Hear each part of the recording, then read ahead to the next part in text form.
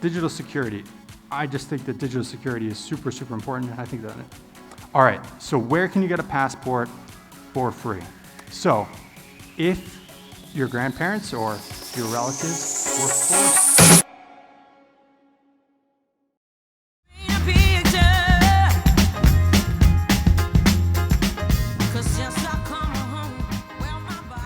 All right, thank you everyone. So, hopefully the takeaways that you can come away from this presentation is that you save some money. That would be my goal here for you today. So just as a bit of a backdrop, I want to tell you my story real quick. What the heck am I doing here? What do I do with remote work? And who am I, basically? So I'm going to start around college, because that's when it starts to get interesting. And I always wanted to be a lawyer. That was like my dream job since I was a little kid. I think I watched too many of those sitcoms on TV where you see a defense lawyer, he's like fighting for the client's rights. So I went to a university, Northeastern University, where you can go and you can do your job when you're still at school. It's called cooperative education, super, super fun, and great learning experience. So I'm in court one day with lawyers. I'm sitting there in the jury box. There's a judge and the defense attorney and the prosecutor and their defendant. And the defendant is looking at like 6 years in prison, and she's got like a little baby, and it's this black woman in Boston. The judge is saying, hey, you're looking at some serious jail time, and the defendant gets her off completely. There was a technicality, and the lady got to go home that day, and she gets up, and she walks out of the courtroom without even saying thank you, and I just thought to myself, maybe I don't want to be a lawyer. So I kind of am doing some soul searching and looking for my next opportunity, and I decided to be a real estate agent. I see my friend is making a lot of money as a real estate broker in Boston. How hard could it be? I was 20 years old, can probably do this. I think what I got wrong was the timing. So this was in 2008, and in 2008, there was a housing crisis in the United States, and what ended up happening was that banks were selling these subprime mortgages to lots of people, and then the banks were chopping up these mortgages and putting them into something called a CDO, a collateralized debt obligation. Financial jargon aside, basically banks were selling crappy loans to people who couldn't pay them back, and then reselling those loans to clients, and it almost caused an entire financial system collapse. So what the US government did, in their eminent wisdom, is take taxpayer money through what's something called a taxpayer asset relief plan, called TARP. Sounds nice, harmless enough, TARP. They take this tax money from the individuals, and they give it to the banks, and the banks proceed to pay themselves bonuses. So basically, you have a system where the banks are capitalizing on making risky loans with your money, and then when they fail, they're getting your money and bailing themselves out. So that's kind of the backdrop for me that I come into the world with at a very formative time in my life. And I did one other thing. Around that time, I was very, very interested in entrepreneurship because I realized that everything I sold as a broker, 50% of it was going to the guy above me who had a license, a prime broker, essentially. So I really felt like I had to get into entrepreneurship. So I stumbled on the internet onto a book called The 4-Hour Workweek. Just out of show of hands, who here has read The 4-Hour Workweek? Basically everyone. Okay, interesting. Tim Ferriss fans in the house. So I read this book, and I have to say it sort of changed my perspective quite a bit because this concept of remote work was now suddenly possible. I could go and live abroad. So I was looking at, okay, what can I do? Real estate didn't work out. Being a lawyer didn't work out. What are my skill sets? Well, I can file paperwork with the government. I've done that as a real estate agent. So I started interning with some lawyers and started learning from them and asking them, what can I do for you? What's the dirty work that you hate doing that I can take a shovel and you can mine gold? And they said, well, we always need somebody to form a legal entity. That's a very common task that we have, and you could do that. It doesn't pay very much. And so I started forming these legal entities. And that's what kind of led me into this concept of flag theory and setting up companies. And this concept of flag theory is something that I didn't personally come up with. This has been around since the 1950s. And basically what it is in a couple words is strategic internationalization or jurisdictional arbitrage. It's picking the countries and territories where the services that are provided to you are the best. And I think that this presentation will be a primer for some of the speakers that are coming later today. You'll be able to hear from Estonia and the interesting program that they have. There's another company here that will talk to you about EOR and employment of record and how that can help with personal tax residency in the country. So back to my story. So I'm selling these companies and setting them up and helping people get bank accounts. And what I realize is that there's one thing that always is just this constant challenge, which is something called KYC. So KYC is Know Your Customer laws, and it requires me to ask somebody who just paid me money for their passport, for their residential address, for all these documents that have got to be certified and notarized, and it's a headache. It's really painful to get this information. And after I go through this exhaustive due diligence process with the client, turn around and hand it to a bank, and the bank starts over from square one. They do everything again, and the client's like, what the heck, man? Just took like 4 weeks to set up my company. What's the deal? So I thought, all right, this is a pain point that I need to solve. As entrepreneurs, as many of us in this room are, we're looking for pain points, how we can solve a problem. All right, so that's when I started the second company, which is also a remote team called KYC Chain. So at KYC Chain, around 2014, we started working with banks. We went through 4 different accelerators, and we started making this document collection process a bit easier. But what we realized is that we'd made it a lot more efficient for a bank, but we hadn't returned a lot of value to the individual, and they still had to go through the whole process. So we're thinking, we have to go back to the drawing board a little bit, and we had this part of our product roadmap that was called an identity wallet, where if we could store the user's information and then allow the bank to access that, then maybe we could make this problem a bit easier. So around this time, blockchain was going quite well, and we decided to do something called an ICO. Just out of curiosity, who knows what an ICO is in the room? A lot of hands, this is good. All right, so we decided to do an ICO. We sprinted for like 6 months, and we had really good timing, admittedly. We did an ICO in January 2018, which was when Bitcoin was pretty high. And then it went all the way down, and we had to hold for a bit. And now Bitcoin's up again. So what I'm going to do in this presentation today is show you about 2 of those companies, FlagTheory and Selfkey, and I'm going to try to make this presentation as interactive as possible. This is stuff that's pretty complicated, and usually people go to lawyers for, and they pay a lot of money to the lawyer. The problem with lawyers is that they usually have a specific expertise in one given jurisdiction, right? They're licensed to practice here. They don't have a generalist view of many different countries. So without further ado, I will hop into it, but I'm not your lawyer. This is not tax or legal advice, and please don't sue me. So what's in it for you if you pay attention? So I'd like to tell you how to get a second passport, possibly without paying any money, how to legally reduce your tax rate, and this is something that, let's not get into the morals, right?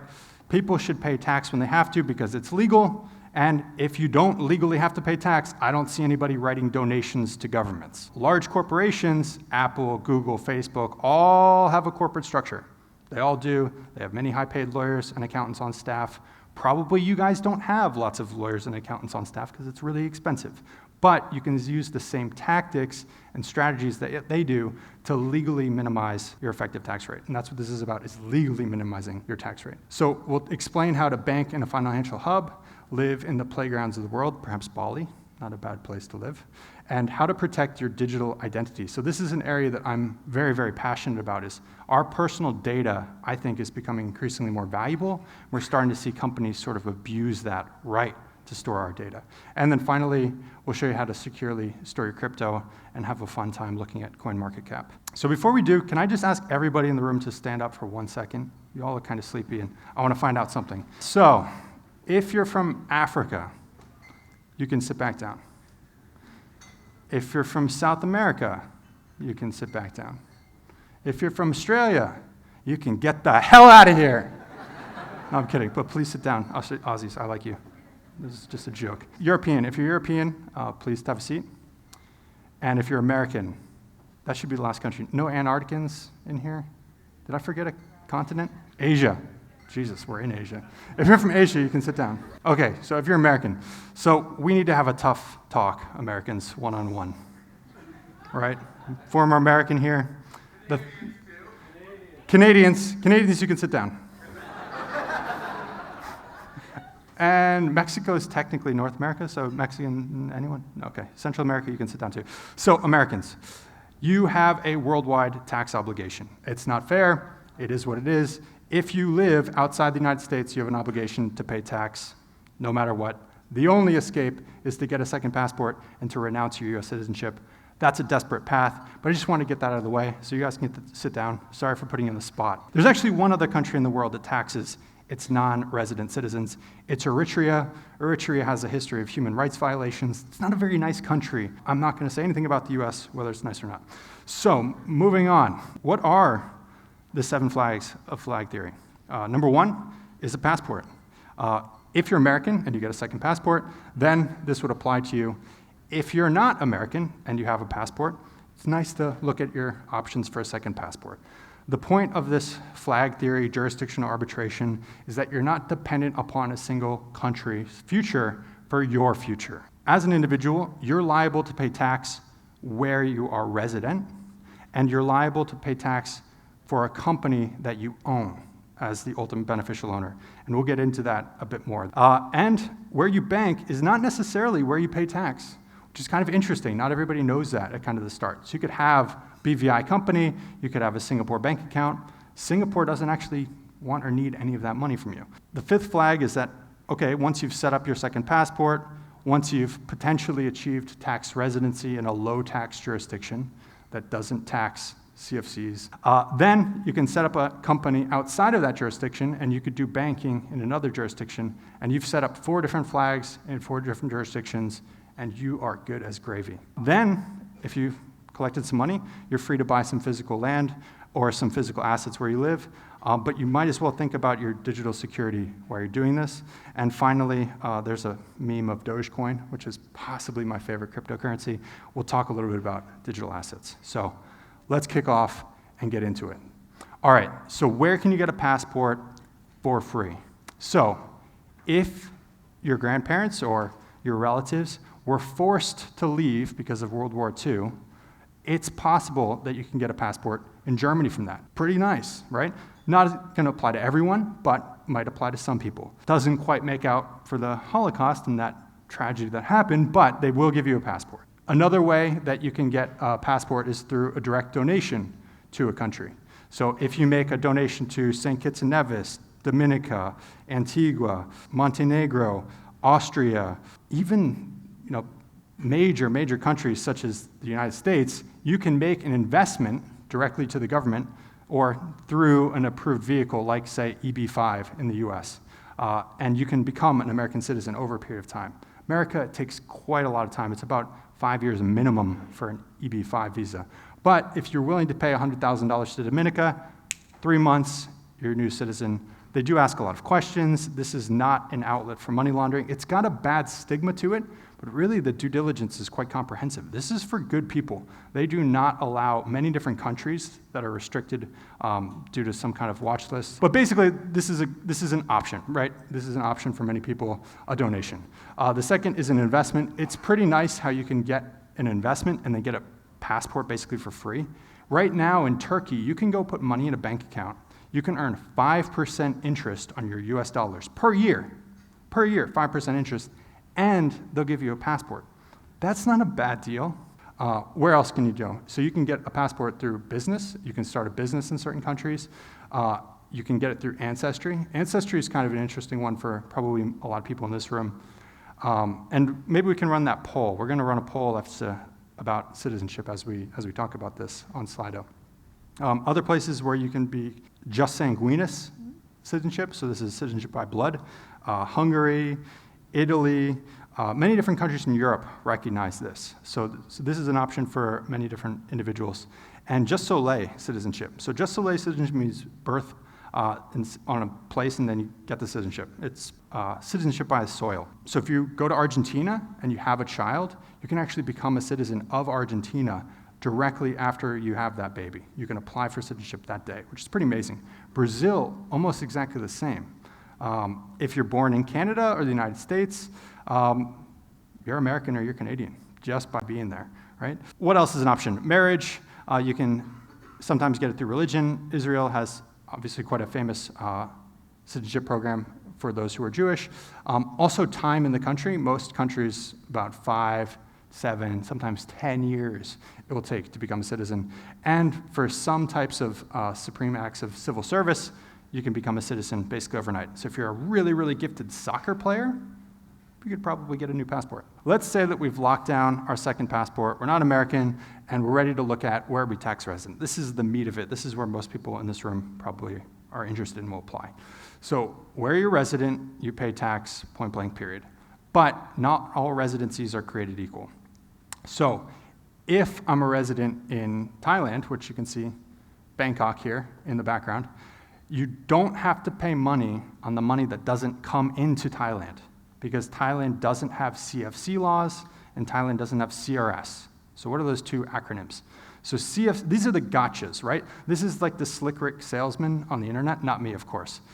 Tells you, hey, no tax ever. And you're like, really? What's the catch?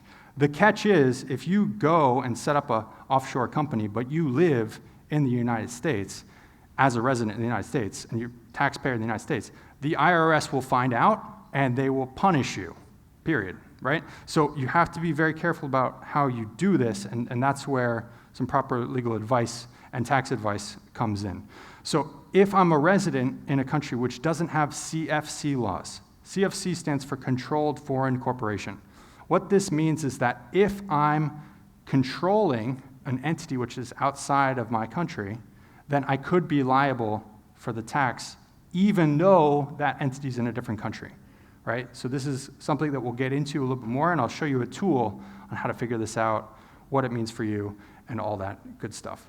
But let's just say, for instance, that I decided to move to Bangkok. I've got a work permit, I've got the visa, I've got a tax ID, I'm living there permanently, I'm paying tax on any money that I bring in, right? I'm fully above board within Thailand, and outside of Thailand, I've gone ahead and I've set up an offshore company.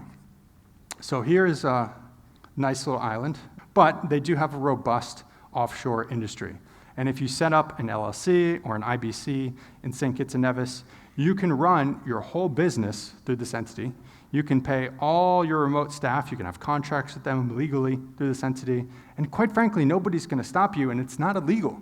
If you have a contract with a single contractor and they're an independent contractor, there aren't many laws that prohibit that from happening, right? This isn't gray or in any way black. I've got a person in the audience who I've contracted with through my St. Kitts Nevis company, and I pay him. And then he's responsible for the tax on his end. I'm responsible for the tax in St. Kitts Nevis, which is 0. And I'm responsible for any tax which I bring in personally into Thailand with my tax residency in Thailand. So I've got my St. Kitts Nevis entity, but I've got an issue. St. Kitts Nevis does not have a lot of banks. As you can see, there's not a lot of financial infrastructure. There's no like skyscrapers here on this island. This is not Hong Kong. So I've got to get some offshore banking somewhere. So this was always one of the hardest things that we had to deal with. So we started this website, bankaccounts.io, to aggregate all of these different banks that would set up accounts for individuals, for companies, and make this a bit more transparent for our users. All this information, by the way, is available for free if you go to one of these websites. So once you've set up your offshore bank account, you can get a debit card, you can get the ability with that bank to pay your contractors.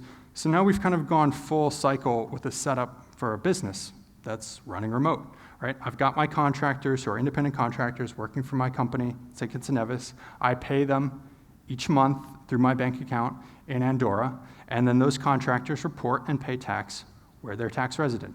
And I'm fully above board. There's nothing that I'm owed. This is not kind of sneaky little way to get around it. It has to be bulletproof, because all of the different countries share information via something called CRS. CRS stands for Common Reporting Standard, or AEOI, Automatic Exchange of Information. So basically, back around 2011, the IRS said, I bet you that there's some Americans abroad that are hiding some money. So what they did is they created a law, well, Congress did, created a law called FATCA, which is introduced under the Jobs Act under Obama. And they said that any Americans who are keeping money abroad, we will find out. And we'll find out in one of two ways. Either A, the taxpayer will tell us themselves because they're required to file a form and tell us every year, or B, we'll ask the banks to report themselves at their cost about any Americans that they hold. And if they don't, we will introduce huge penalties to them. So this was FATCA. This introduced just an entire industry, quite frankly, of compliance and adherence to these laws, which require any FFI, any foreign financial institution, to report on any Americans that had an account there at the bank. And so all the other countries around the world said, wow, America must be getting rich from finding these people keeping money abroad. Why don't we do the same with something called Common Reporting Standard? So now there's two standards, and basically what this means is that there is no hiding. There is no, they probably won't find out about that account in Andorra. No, they will find out. They know, and the only way to do flag theory is to be 100% bulletproof. And there is a way to do it, but there is no hiding. I just want to make that super, super clear, except for crypto. Playgrounds. So playgrounds of the world is basically where you can spend your time once you've got this all figured out, right? I'm done doing all this annoying tax stuff. I'm sick of carrying around these corporate stamps and documents. I've got all these companies set up in this corporate structure. Well, I just want to hang out and chill, right? So if I spend 183 days per year in Thailand, I'm a tax resident of Thailand. And I'm free to go to Bali for 3 months. I'm a tourist in Bali. I don't owe any money under the Indonesian tax code in Bali. That's straightforward. It's black and white. That can stand up in court, right? So this allows you, if you have a formal tax residency, that's what makes you bulletproof. There is no, I'm in a gray area, I think I'll be all right. No, my advice, my personal advice to you, it's not legal advice or tax advice, is to make sure that you have all of the T's crossed and the I's dotted. That's the only way to actually achieve this. So finally, digital security. I just think that digital security is super, super important, and I think that too many people just don't pay attention to this area. Like, our data that we have online is just really, really valuable to a lot of companies, a lot of hackers.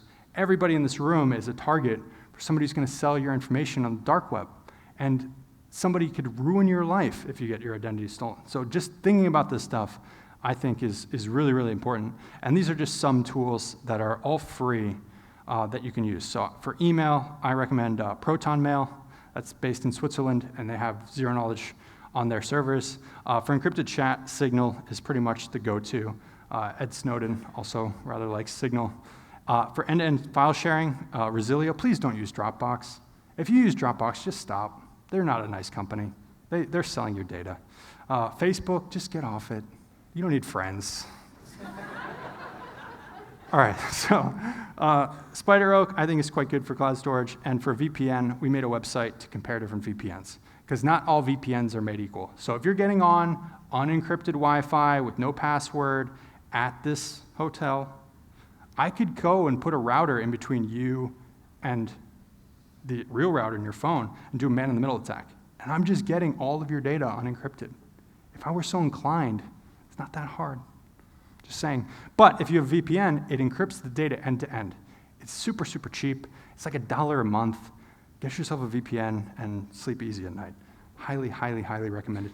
Airports are the worst. Never connect to airport Wi-Fi without a VPN, ever, ever. You know how easy it is for somebody guy to hide a router under a speaker that none of you guys would know about? Maybe there's one here. Who knows? Right? Be careful. Be careful out there, kiddos. I'm a little bit paranoid, but this is good stuff. All right, so last one is digital assets. Before we go into a demo, so I'm going to run to the back of the room and break these down in more detail and show you how to do this, and then we'll get some questions going. So what are the digital assets? So yeah, but Bitcoin is kind of the original one. That's digital gold, and that everybody's just kind of investing this as a store of value. So it started way back in 2008 as a response to the financial collapse, and for 5 years, nothing, just flatline for Bitcoin. Around 2011, it woke up a little bit, and around 2017, it just exploded. And now people are storing their wealth as an alternative to gold. So why would you want to use Bitcoin as opposed to gold? Well, gold, I've got to physically carry, and it's got some weight to it, and it's an element that a security guard at the airport knows what the heck it is. I can't just bring a bunch of kilos of gold with me, on the plane from Indonesia. I'm going to get stopped and searched and probably confiscated. But the amazing thing about Bitcoin and most cryptocurrencies is that it's non-confiscatable wealth.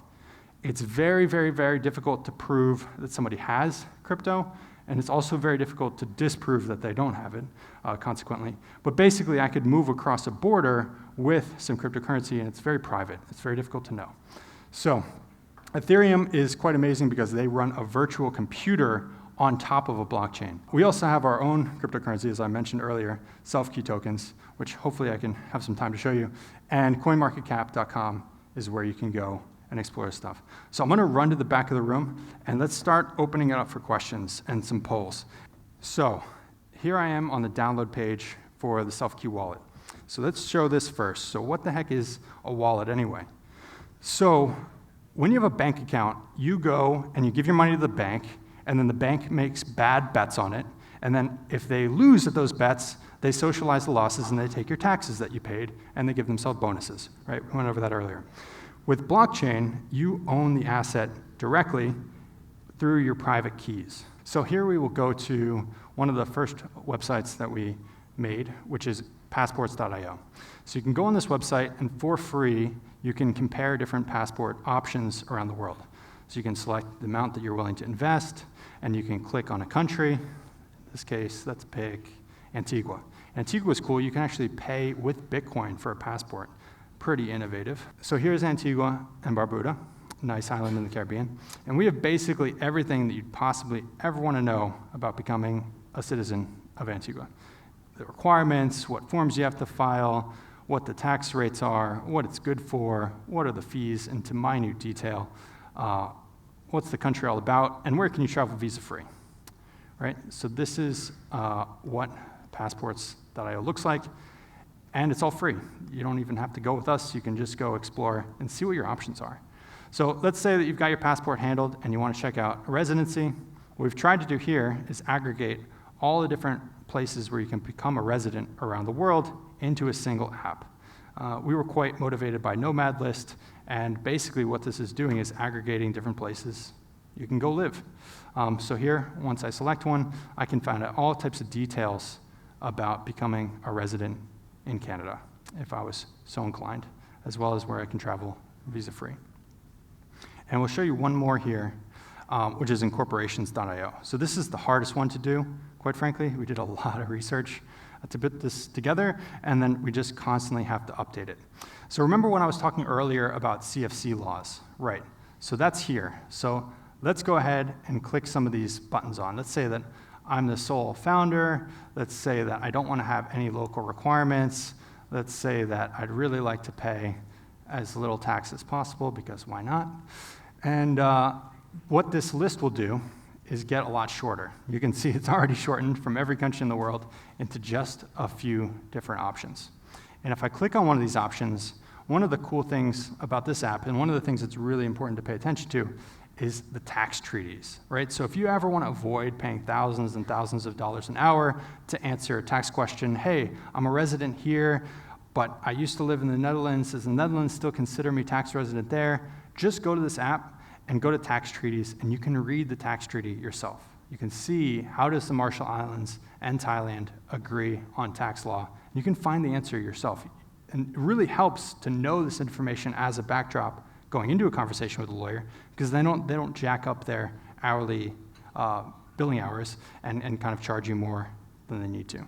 So here's kind of one option for you, is to go to incorporations.io and research some more companies. So what we've tried to do is make this information free, widely accessible, and much more transparent than it currently was. One last thing that you might want to look at is where there's a tax treaty. So you can use this filter for that. So I'm going to go back on stage now and hopefully not fall when I do so, and we can switch to some Slido questions and take it from there.